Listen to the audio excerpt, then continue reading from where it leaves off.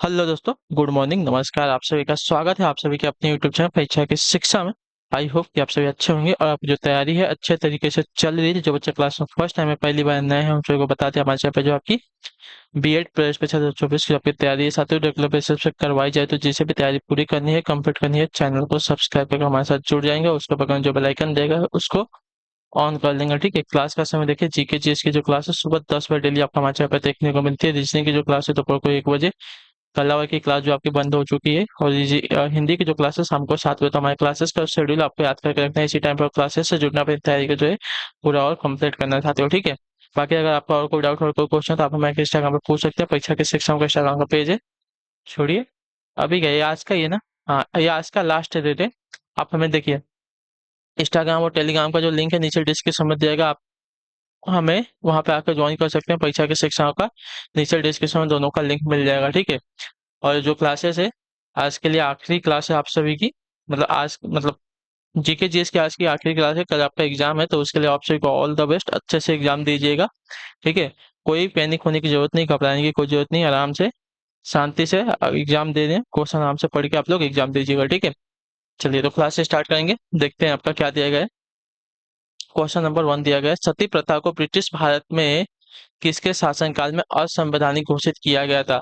अगर आप सभी को देखिए, क्या बोलते हैं, मैराथन या प्रैक्टिस सेट की क्लासेस चाहिए प्रीवियस ईयर्स की, तो मैंने 8 जून को क्लासेस करवाई हैं। आप जाके वो वाली जो क्लासेस हैं देख सकते हैं, मैराथन वाली। ठीक है, वो वाली क्लास जाके आप लोग अटेंड कर लीजिएगा। ठीक, जिसको भी मैराथन की क्लास चाहिए या प्रीवियस ईयर्स के क्वेश्चन की, जो मैराथन की क्लास है मैंने करवाई है 8 जून को।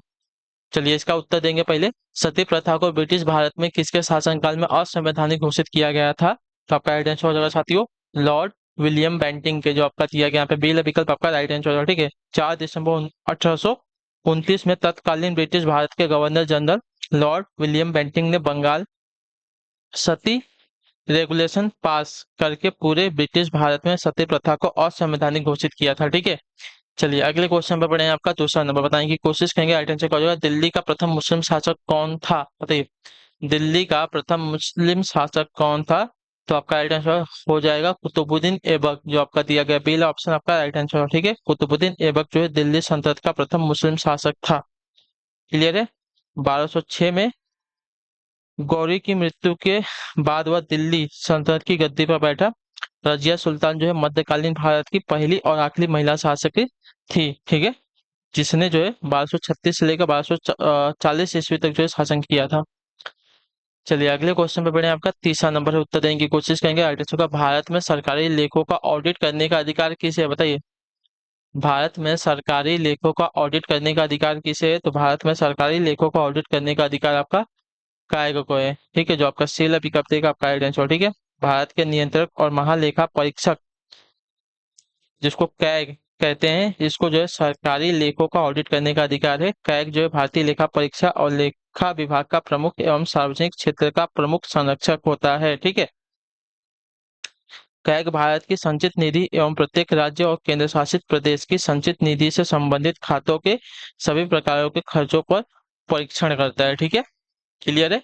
चलिए अगले क्वेश्चन पे बढ़े। आपका है चौथा नंबर प्रश्न, बताएं की कोशिश करेंगे साथियों। राइट आंसर प्रोजेक्ट टाइगर के नाम से बाघ संरक्षण कार्यक्रम इनमें से किस वर्ष में प्रारंभ किया गया है। बताइए, चौथे पे राइट आंसर प्रोजेक्ट टाइगर के नाम से, ठीक है, प्रोजेक्ट टाइगर के नाम से बाघ संरक्षण कार्यक्रम इनमें से किस वर्ष प्रारंभ किया गया है। तो आपका राइट आंसर यहाँ पे हो जाएगा तो वर्ष 1973 से, जो आपका दिया गया यहाँ पे पहला विकल्प साथियों आपका राइट आंसर हो जाएगा। ठीक है, क्लियर है। भारत में विलुप्त होती बाघों की प्रजाति हेतु प्रोजेक्ट टाइगर नामक बाघ संरक्षण कार्यक्रम वर्ष 1973 में शुरू किया गया था। यह पर्यावरण, वन और जलवायु परिवर्तन मंत्रालय की एक केंद्र प्रायोजित योजना है। ठीक है, तो प्रोजेक्ट टाइगर के नाम से बाघ संरक्षण कार्यक्रम जो है वर्ष 1973 में प्रारंभ किया गया था। अगले क्वेश्चन पढ़े आपको पांचवा नंबर प्रश्न, बताएंगे कोशिश करेंगे साथियों। राइट आंसर का निम्नलिखित में से भारत में 19वीं शताब्दी में पड़े किस आकाल को जो है प्रकोप का समुद्र यानी कि सी ऑफ क्लाइमेटी कहा जाता है। बताइए,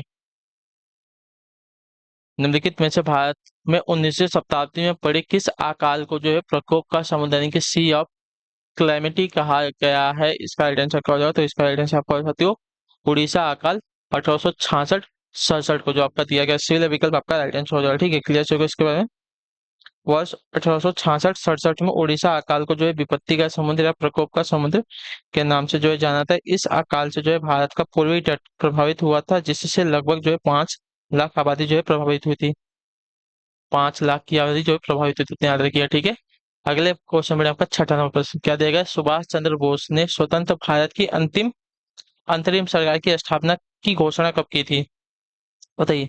सुभाष चंद्र बोस ने स्वतंत्र भारत की अंतरिम सरकार की घोषणा कब की थी? तो 21 अक्टूबर 1943 को, जो आपका ए विकल्प देगा आपका राइट आंसर, ठीक है। 21 अक्टूबर 1943 को सिंगापुर में सुभाष चंद्र बोस ने स्वतंत्र भारत की अंतरिम सरकार की स्थापना की घोषणा की थी। इस सरकार को जो है जर्मनी, जापान सहित 11 देशों की सरकारों से मान्यता प्राप्त थी, ठीक है। अगले क्वेश्चन बढ़े आपका सातवां नंबर प्रश्न क्या देगा? भारत में सबसे बड़ा नदी बेसिन कौन सा है? भारत में सबसे बड़ा नदी नदी बेसिन कौन सा है? तो भारत में सबसे बड़ा नदी बेसिन आपका गंगा बेसिन है। जो ए वाला ऑप्शन दिया गया साथियों, सातवें का आपका सही उत्तर होगा, ठीक है। क्लियर है? भारत में सबसे बड़ा नदी बेसिन आपका गंगा बेसिन है, ठीक। यह नदी बेसिन जो आपका 861 से लेके 404 वर्ग किलो, कितना, एक मिनट, 8,61,404 वर्ग किलो के साथ भारत के कुल भौगोलिक क्षेत्र का लगभग जो है 25.22% है, ठीक है। अगले क्वेश्चन पे बढ़े हैं आपका आठवां नंबर, प्रसिद्ध पुस्तक मालगुडी देश के लेखक निम्नलिखित में से कौन? बताइए। प्रसिद्ध पुस्तक मालगुडी देश के लेखक निम्नलिखित में से कौन हो जाएंगे? तो मालगुडी देश के लेखक आपके हो जाएंगे आर के नारायण, जो आपका दिया गया यहाँ पे डी विकल्प साथियों राइट आंसर हो जाएगा, ठीक है। मालगुडी डेज नामक प्रसिद्ध पुस्तक के रचयिता आपके आर के नारायण है। यह एक लघु कहानी संग्रह है, ठीक है। क्लियर है? चलिए अगले क्वेश्चन पे बढ़े हैं आपका क्वेश्चन नंबर 9 है। क्या देखें, उत्तर प्रदेश दिवस कब मनाया जाता है? तो उत्तर प्रदेश दिवस आपका मनाया जाता है साथियों 24 जनवरी को, ठीक है। चलिए छोड़िए इसको, अगले क्वेश्चन बढ़े आपका 10वां नंबर है। इंटर सर्विसेज इंटेलिजेंस यानी कि आईएसआई किस देश की एक प्रमुख गुप्तचर संस्था है? बताइए। इंटर सर्विसेज इंटेलिजेंस किस देश की प्रमुख गुप्तचर संस्था है?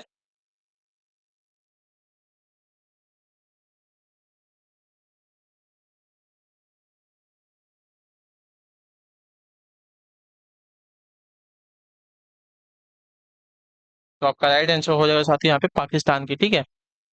इंटर सर्विसेज इंटेलिजेंस यानी कि आईएसआई जो है पाकिस्तान देश की प्रमुख गुप्तचर संस्था है, ठीक है। क्लियर है? चलिए अगले क्वेश्चन पे पढ़े आपका 11 नंबर का अर्थ क्या होता है, यानी कि क्या होता है? तो एटीएम का अर्थ होता है साथियों ऑटोमेटेड टेलर मशीन, ठीक है। जो आपका बिल विकल्प देगा आपका राइट आंसर। एटीएम का अर्थ है ऑटोमेटेड टेलर या स्वचालित गणक मशीन, ठीक है। इस मशीन से ग्राहकों को नगद निकासी, जमा, बिल भुगतान और खाते से खाता हस्तांतरण में मदद मिलती है, ठीक है। चलिए अगले क्वेश्चन पे बढ़ेंगे 12 नंबर। 20 जुलाई 1905 को किसने बंगाल को दो भागों में बांटने की घोषणा की? बताइए। इसका आंसर क्या होगा?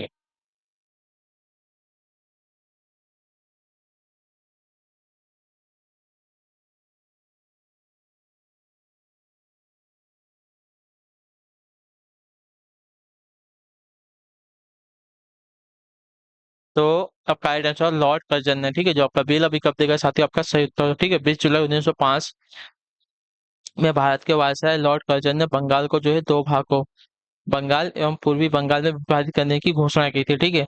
क्लियर है? बंगाल जो है हिंदू बाहुल्य क्षेत्र तथा जिसके अधीन पश्चिम बंगाल, बिहार एवं उड़ीसा को रखा गया था, एवं पूर्वी बंगाल जो है मुस्लिम बाहुल्य क्षेत्र था, जिसके अधीन जो है असम सहित बांग्लादेश के कुछ जिलों को जो है रखा गया था, ठीक है। अगले क्वेश्चन पढ़े आपका 13 नंबर प्रश्न क्या देगा? चार वेदों में सबसे प्राचीन वेद कौन सा है? तो चार वेदों में सबसे प्राचीन वेद आपका ऋग्वेद है, ठीक है।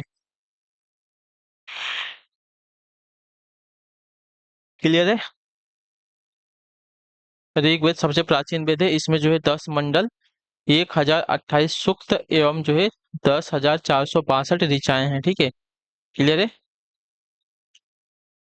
इसके तीसरे मंडल में गायत्री मंत्र, 9वें मंडल में सोम देवता एवं 10वें मंडल में पुरुष सूक्त का वर्णन किया गया है, ठीक है।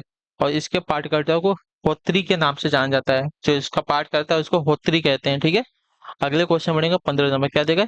निम्नलिखित में से कौन सा उत्तर प्रदेश का लोकप्रिय लोकगीत नहीं है? तो लोकप्रिय लोकगीत जो है उत्तर प्रदेश का, अच्छा नहीं है, नहीं पूछा है। तो कजरी जो है आपका उत्तर प्रदेश का लोकप्रिय लोकगीत है, ठीक है। चलिए अगले क्वेश्चन पर बढ़े हैं आपका 15 नंबर। संविधान के किस अनुच्छेद के अनुसार जो है राष्ट्रपति को उसके कार्यों के संपादन एवं सलाह देने हेतु मंत्रिपरिषद की व्यवस्था की गई है, बताइए। संविधान के किस अनुच्छेद के अनुसार जो है राष्ट्रपति को उसके कार्यों के संपादन एवं सलाह देने हेतु जो है मंत्रिपरिषद की व्यवस्था की गई है। तो आपका राइट आंसर यहाँ पर हो जाएगा साथियों अनुच्छेद 74 यानी कि अनुच्छेद 74 के तहत, ठीक है। जो आपका ये ऑप्शन देगा आपका सही उत्तर होगा, ठीक है। संविधान के अनुच्छेद 74 के अनुसार जो है राष्ट्रपति को उसके कार्यों के संपादन एवं सलाह देने हेतु एक मंत्रिपरिषद की व्यवस्था की गई है। अगले क्वेश्चन बढ़े आपका है 16 नंबर, क्या देगा, बिरजू महाराज किस नृत्य से संबंधित है, बताइए। बिरजू महाराज जो है किस नृत्य से संबंधित है, तो बिरजू महाराज जो है आपके एक क्या है, कथक नृतक है, ठीक है। जो आपका दिया गया यहाँ पे बी है विकल्प आपका आइडेंटिफाई, ठीक है। पंडित बिरजू महाराज भारत के प्रसिद्ध क्या है, कथक नर्तक थे, जिनका संबंध जो है लखनऊ के कालका बिंदादिन घराने से था, ठीक है। क्लियर है। उन्हें जो है वर्ष 1983 में पद्म विभूषण से सम्मानित किया गया था और जनवरी 2022 में उनका जो है निधन हो गया था। अगले क्वेश्चन बढ़े आपका 17 नंबर, क्या देगा, सूर्य ग्रहण होता है जब क्या होता है, बताइए। कौन सी परिस्थिति में आपका सूर्य ग्रहण होता है, तो सूर्य ग्रहण की स्थिति होती है जब चंद्रमा जो है सूर्य और पृथ्वी के बीच में आ जाता है, ठीक है। चंद्रमा जब सूर्य और पृथ्वी के बीच में आता है तब आपका सूर्य ग्रहण लगता है, ठीक है। आया ना। चलिए अगले क्वेश्चन पे बढ़े आपका 18 नंबर प्रश्न बताने की कोशिश करेंगे, राइट आंसर होगा ग्रैमी अवार्ड का संबंध किस क्षेत्र से, बताइए। ग्रैमी अवार्ड का जो संबंध दिया गया है किस क्षेत्र से है, तो ग्रैमी अवार्ड का संबंध आपका संगीत के क्षेत्र से है। जो आपका बी ऑप्शन देगा साथियों आपका सही उत्तर हो जाएगा, ठीक है। इसकी शुरुआत आपकी वर्ष 1959 में हुई थी। इसे रिकॉर्डिंग अकादमिक द्वारा प्रस्तुत किया जाता है, ठीक है। चलिए अगला है आपका 19 नंबर प्रश्न, निम्नलिखित में से कौन सा रक्त समूह सर्वदाता होता है, सर्वदाता की बात कर रहे हैं, ठीक है। सर्वदाता जो आपका होता है ब्लड ग्रुप वो होता है, ठीक है। जो आपका डी अभी कब देगा आपका आइडेंस हो जाएगा, ठीक है। क्लियर है।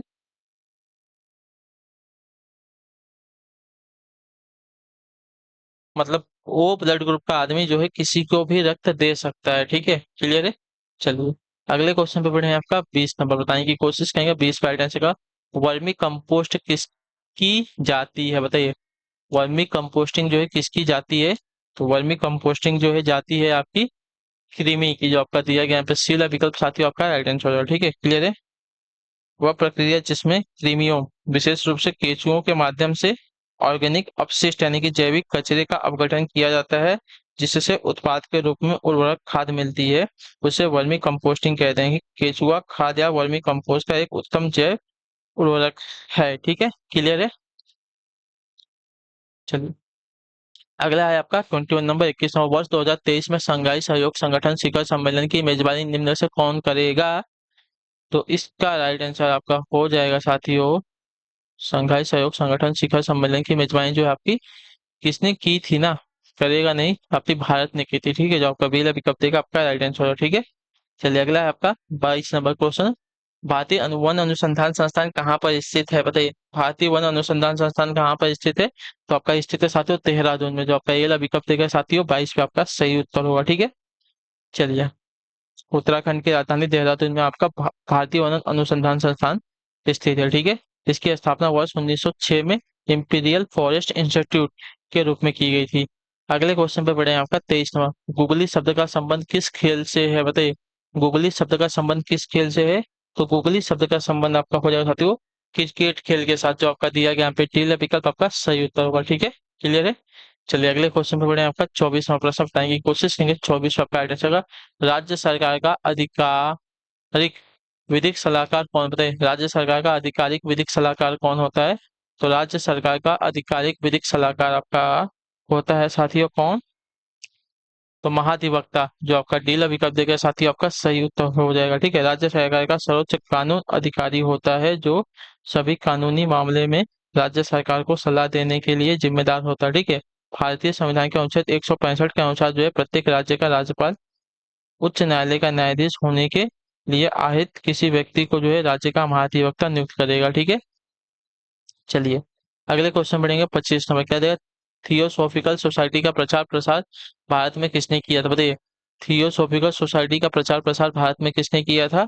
तो इसका सही उत्तर आपका हो जाएगा साथियों एनी बेसेंट ने, जो आपका बिल अभी कब दिएगा, आपका सही उत्तर होगा। ठीक है, क्लियर है। चलिए, अगला है आपका 26वां प्रश्न, क्या देगा? बिना बेगार के किसने जो है सुदर्शन झील का जीर्णोद्धार किया था, कराया था, बताइए। बिना बेगार के किसने जो है सुदर्शन झील का जीर्णोद्धार करवाया था?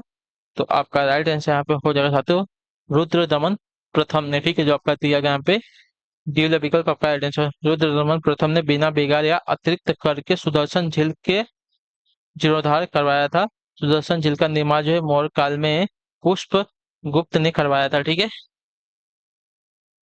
अगला आपका 27वां प्रश्न, क्या देगा? वर्ष 2019 में भारत का कौन सा राज्य केंद्र शासित प्रदेश बना, बताइए। वर्ष 2019 में भारत का कौन सा राज्य केंद्र शासित प्रदेश बना?